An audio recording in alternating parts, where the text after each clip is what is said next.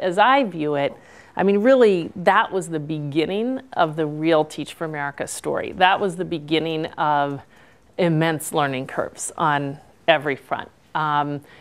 Most importantly is those 500 people started teaching and basically hit the wall in their schools and realized how challenging this was going to be. And we realized that we had our work cut out for us to be successful in this, and went through then immense learning curves and probably will never finish the learning curve. I mean, there's always so much more to be done, but around understanding how do we recruit and select and train and develop teachers who are not just surviving in classrooms with their kids, but actually excelling, truly putting their kids on a different trajectory and learning the lessons that come from that, leaving their experience not more disillusioned about the possibility of change, but more committed about the possibility of change.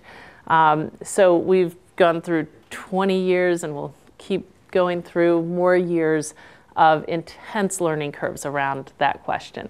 There were also many organizational learning curves, around how to actually, sustain the scale that we started at, let alone, grow. And, just to name a couple of them, I mean, I started out in this thinking that management, all the things that we would put in that bucket of things was, not worth my time or energy.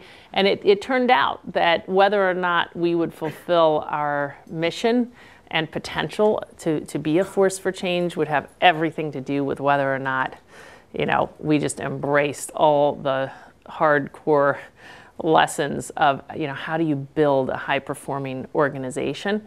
And there were huge learning curves financially as well.